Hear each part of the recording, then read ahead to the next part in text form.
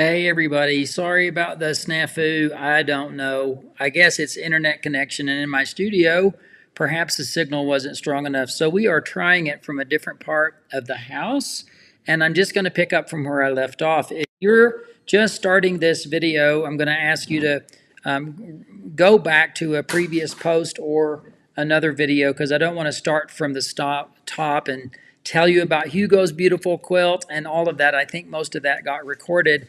And somewhere in the first couple of quilts, things went a little awry. But I've got plenty of quilts to show you. So we're just going to keep rocking and rolling right along here. This is my cool Kaleidoscope quilt. Now, a few of you have made one of these, but they look so complex, and yet they are not complex. They are actually made with strip sets, and in each of the wedges, there's a wedge right here, and in each of those wedges, there's only 5 templates. Sew those 5 templates together, and goodness gracious, you get the whole thing. It's magic. It's mysterious because you can't plan this quilt no more than you can plan how when you turn the crystals in a kaleidoscope, how they will fall. But it is really fun to do these quilts, and I thought I would show you one of my kaleidoscope quilts. So it's really, really, really fun. The next quilt I'm going to show you, I'm going to get to the, let's show you the quilting on this because I think you guys, oh my God, look, you can see so well. So this is the quilting. This is marked using my favorite marking method. And just to give you a heads up, on September the 5th, I believe it's a Wednesday, I will be doing how to mark my quilts and how to stitch these. This is free motion. This is not digitized. This was before we had the wonderful world of digitization. So that's free motion quilting, but it is marked using my method, which is very unusual, and I think you'll enjoy seeing that. The next quilt's also got the same type of marking process on it. This is my Bears and Birdies Log Cabin Quilt. Now, I'm going to hold up a corner of that. If you got it, you go? Yeah, all right, very good. So this is, you can see the log cabins, the hand-dyed fabrics, the bear paws in there, so that's why it's Bears and Birdie's Log Cabin. Birdie was my granny's name, and many of you know that I had a log cabin here on the mountain, but in the fire of 2018, that cabin burned. It had a treadle sewing machine in it, and most of these log cabin blocks were made on that treadle sewing machine in that log cabin. And then let's get up close because this has the same kind of marking technique, but this is using razzle dazzle. And you might think that this was bobbin quilted because razzle dazzle doesn't go through a needle. And when you look at the back side, I'm going to get to this corner. Yep. You can see that same design on the back. Trying to get it to where it's a little bit smoother. Yep. But here's what really happened. While it was a quilt top, I marked the quilt by stitching with this thread in the bobbin. So then when I layered the quilt, I quilted, as you see, with regular thread right over the top of the embroidered thread, and it looks like it's bobbin quilted, but it's not. So let's one more time hold the whole thing up on there. And you know, I don't always do fancy labels, but this quilt did get a fancy label. So let's show the label with the bear, right? And one other fun, cool thing in this is that the bear paw blocks have a bear. I'm trying to get there, trying to find it. Oops. Have a bear, there you go, quilted into that. So it was a fun quilt to make. Simple log cabin and bear paw blocks. You guys can do crazy, wonderful things. The next quilt I'm going to show you is a quilt called Firewall. And this quilt was made by really just taking and cutting out some 5-inch squares, like charm squares really, but from hand-dyed fabric. And I didn't play too much with where I positioned all of those squares, but I did put the fiery colors more here, and then I just sliced off of some of those blocks to reassemble it. So I called this one Firewall. And that's kind of a play on words because there is a fire coming through the wall, but as many of you know, in computer world, we have firewall. And then the stones or the bricks on this are actually done kind of in rows. It's nonstop quilting pattern that's really fun and easy to do. It just goes over, down, over, down, over, down, over, down, over, down. So I'm kind of doing a square zigzag, and then I come back the opposite way and come back up, and sometimes they cross closely and sometimes they don't, but no matter how, it still looks like a wonderful wall of stacked stones. So that's kind of fun to do as well. The next quilt I'm going to show you is a Convergence quilt.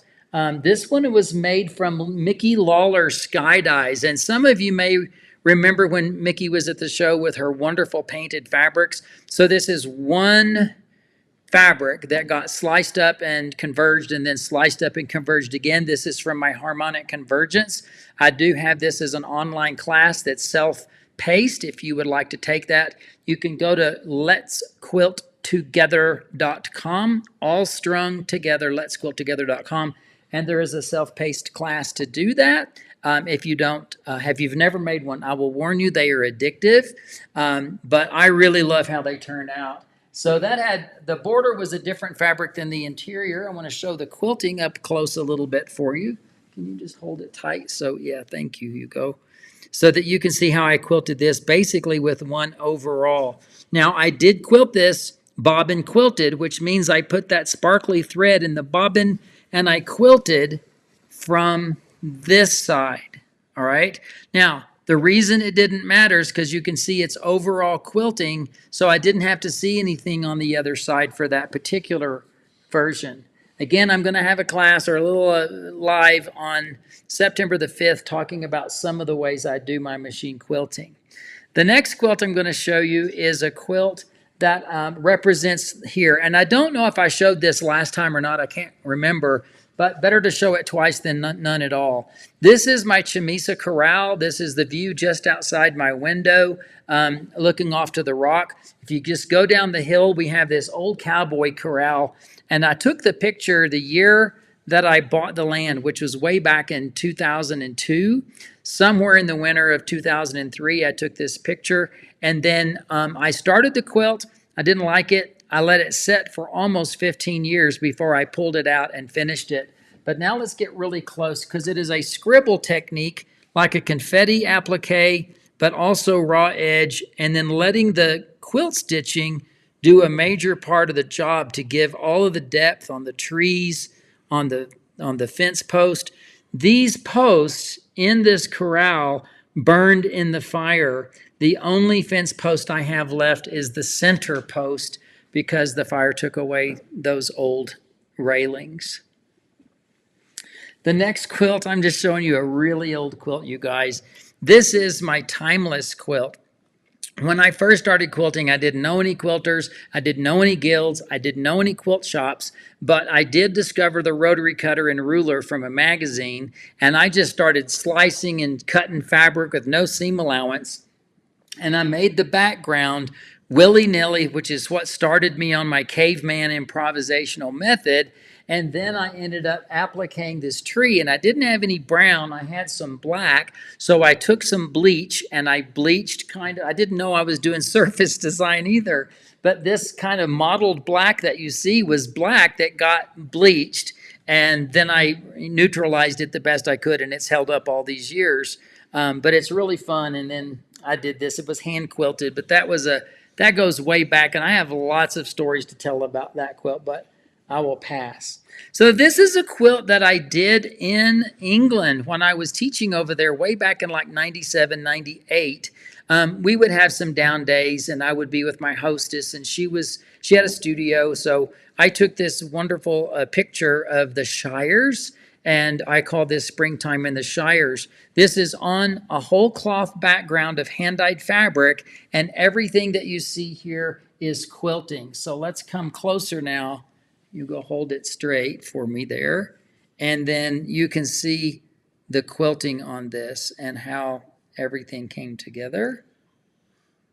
Yep. So a little path with some little blue flowers, but it's all whole cloth.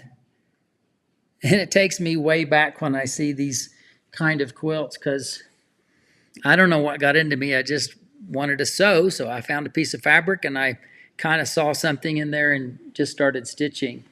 The next quilt is a big prize winner for me. This is called Lifelines, number 3, and it actually has a poem stitched in it. I'll get a little closer in a moment. But it says, can something come from nothing? Can we stop the hands of time? The road of life moves forward and the past is left behind. And so the little streaks that you see in my technique, I call those lifelines because they're like little lines on your hands.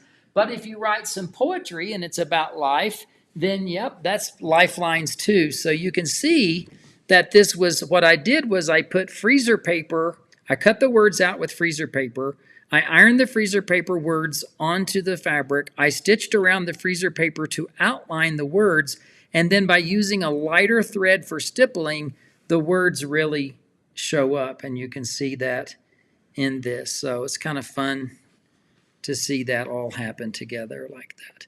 Now this does also feature that free motion couching that I talked about in the first video that kind of went fritz this morning, but I love doing free motion couching.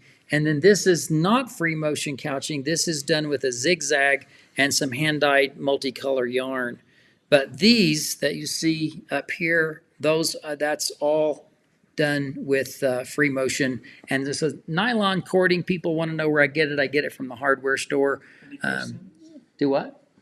They want to ask something? Yeah, any questions? I don't see any questions.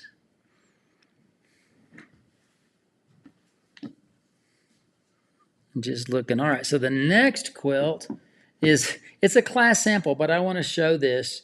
I might have shown this one last time as well, but it is a project with 9 people in a class. So they each had a bar, and I drew the lines, I drew the codes for values, and they could use any fabrics that they want. I think I go this way to show this a little bit.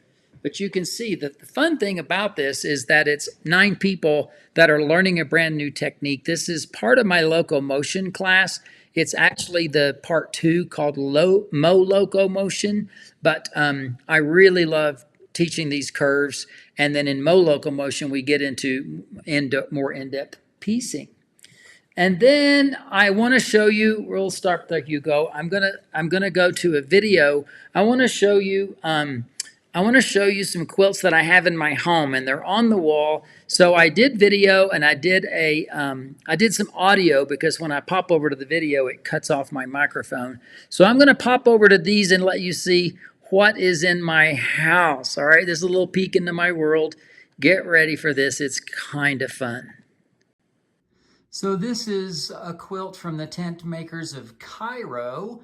And I know if anybody knows about these, they're not really quilts, but they are all hand needle turned applique by the tent makers in Cairo. This one I purchased because it had such a Rhapsody quilt type feeling. Many of you may know about my Rhapsody quilts, but I truly, truly love it. Here's the signature for you down there. And this one lives in the family room. I absolutely love this, the designs. These are made as panels to go basically inside as decorations for tents, because the Bedouins, those that travel around and are not necessarily stuck in one spot, they would move their tents from place to place, and they can't, of course, have framed artwork. So these would roll up. The tent might look rather drab and the color of sand on the outside, but if you walked into the inside, there would just be a wall of these panels. This is a small example, but I think they're really beautiful. And then the next quilt I want to show you, gonna swoop over here. This is a quilt by Liz Haywood in England, and it's called Anasazi Enigma. And Liz was actually doing her City and Guilds. There's 2 parts, so she was in the advanced part, the second part, and she was doing her work on ancient civilizations. So she did some quilts based on Egypt, but she also really researched the desert southwest of the United States. And the Anasazi, it means the ancient ones. But in this quilt, you're going to see so many techniques. It absolutely inspires me every time I look at this quilt.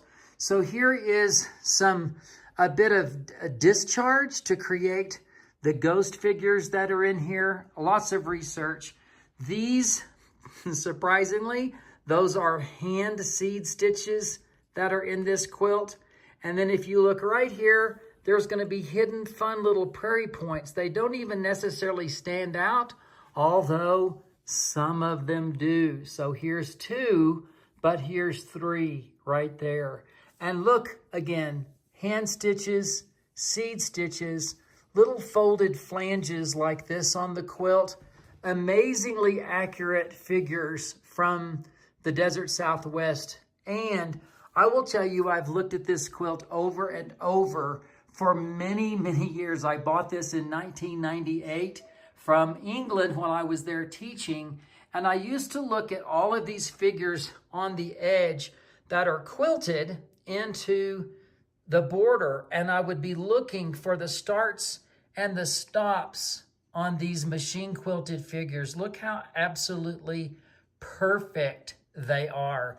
Well, it took me several years before it finally dawned on me that these figures, here's another one over here, these figures were actually embroidered on the quilt top with a single straight free motion stitch. Perhaps some feed dogs were used, I don't know, but I'm assuming free motion. The tails were pulled to the inside or the back side of the quilt top. And then when this was quilted, Liz actually quilted in black thread around. So that's why the white stitching looks so perfect. And look again, look at these. This is the first time in all these years I've noticed these three prairie points right here. So I love this quilt. I told Liz when I bought it that I would always have it up and out. I have loved this quilt for so many years, and I hope you do too. Another quilt that's in the family room. This is one of my pride and joys. This is Maynard by David Taylor. Now this is a whole cloth background. It's all one piece, but you can see how the stitching changes at the top and then it comes down a little denser. But if you look through the fence where Maynard the dog is looking through, you can see in the quilting the shadows and even the trees on the other side of the field. David does hand needle turn applique. So all of these appliques are absolutely hand turned. Then there's some embroidery that's used to do the barbed wire. Of course, being on one piece of fabric, David had to start in the background and build to the forward. While I'm here, I want to point out that David would change the color of quilting thread. In some cases, just 12 little stitches to do a shadow, stop, tie a knot, bury the knot on all of these little areas right here. It's absolute perfection. And then if you look further down, you're going to see places where the threads have been changed in the quilting to give the impact that you can see sort of the tracks of Maynard as he's walking up to where he's standing.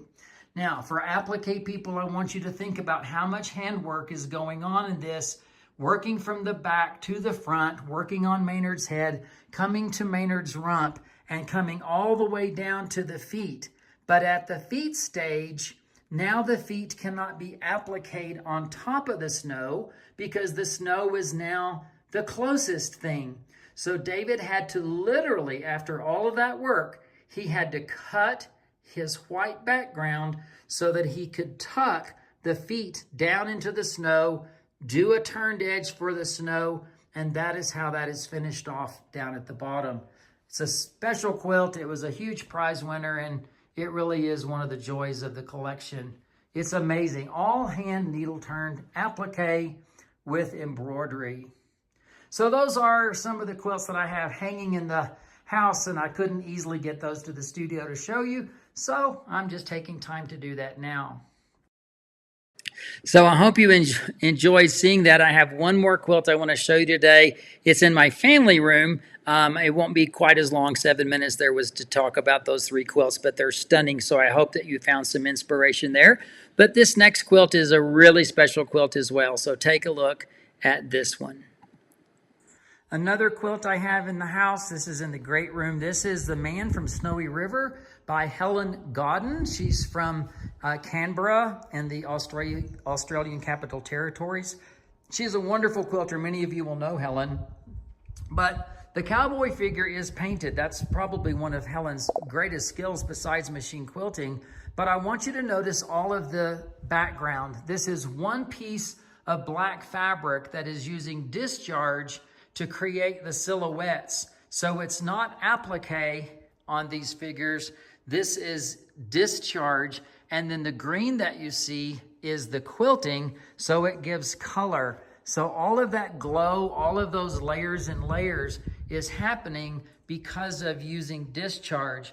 Now, this is The Man from Snowy River. It's the most famous poem in all of Australia. And it starts there with the words, "There was movement at the station, for the word had got about that the colt from old revolt had got away." And many of you will, of course, have seen the movie, but this was also a wonderful quilt. And I acquired it several years ago, and it lives here in the great room, and it fits very well. So you guys, thanks for watching today. I hope that you enjoyed this little show and tell of quilts from my collection. I enjoy having these quilts. I wish that I had space for them to always be up, so I try to rotate things in and out of display space, but it is really spectacular sometimes. And I don't have a massive collection, but over the years, there's been quilts that just really hit me. Carol is asking discharge. There are discharge mediums that are kind of like a bleach paste.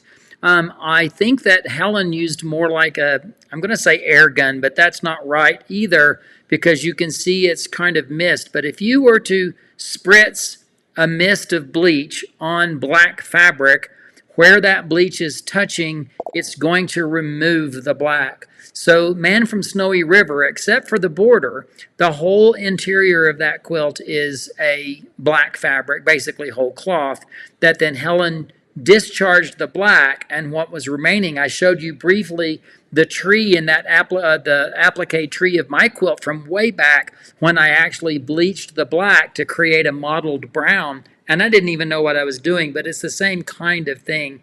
So that's what discharge is. You might even do some online research about that because I have not really done that. So the actual process, I would be remiss if I told you something and it was incorrect. But I do know that there are mediums, and there you can also just spritz bleach onto something and it will remove the color.